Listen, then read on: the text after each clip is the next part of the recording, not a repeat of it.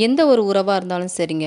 ஒருத்தர் இன்னொருத்தரோட நலனுக்காக இந்த விஷயத்த செஞ்சா உனக்கு நல்லாயிருக்கும் அப்படின்னு சொல்லி அவங்களுக்கு ஜஸ்ட் ஒரு சஜஷன் குடுக்கலாமே தவிர, நீ செஞ்சு தான் ஆகணும் அப்படின்னு சொல்லி அவங்கள நம்ம கட்டாயப்படுத்தக்கூடாது. ஏன்னா பெரும்பாலும் இப்ப இருக்கிறவங்க என்ன பண்றாங்கன்னா, மத்தவங்களோட விருப்பத்துக்காக ஒரு செயல செஞ்சுட்டு, அதுல ஒரு பிரச்சனை, ஒரு கஷ்டம் அப்படின்னு வரும்போது, அத தனியா நிண்டு சமாளிக்க முடியாம, உங்களால தான் இந்த பிரச்சனையில நான் மாட்டிக்கிட்டேன். இவ்வளத்துக்கும் காரணம் நீங்க தான் அப்படின்னு சொல்லி, முழுசா மத்தவங்கள ப்ளேம் பண்ணக்கூடிய ஒரு சூழ்நிலைக்கு தள்ளப்படுறாங்க.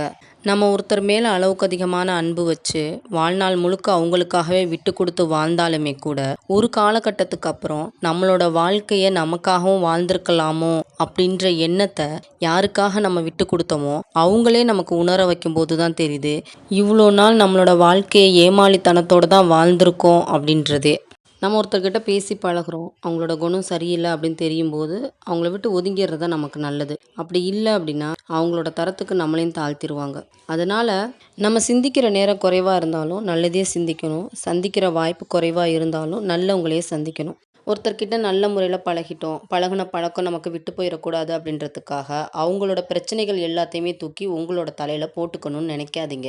தனக்கு ஒரு பிரச்சனை அப்படின்னு வரும்போது, அத முடிஞ்ச வரையும் நம்ம தான் சால்வ் பண்ணிக்கணும் அப்படின்றது இல்லாம, அடுத்தவங்கள எதிர்பார்த்து நிக்கிறது எந்த அளவுக்கு தப்போ, அதே அளவுக்கு அடுத்தவங்களோட பிரச்சனைய தூக்கி தன்னோட தலையில போட்டுக்கிறதும் தப்பு தான். அதனால முடிஞ்ச வரை இந்த 2 பழக்கத்த நம்ம குறைச்சுக்கிட்டோம்னு வச்சுக்கோங்களேன், நம்ம வாழ்க்கைய நம்ம சந்தோஷமா வாழ்றோமோ இல்லையோ, அட்லீஸ்ட் நிம்மதியானாவது வாழலாம்.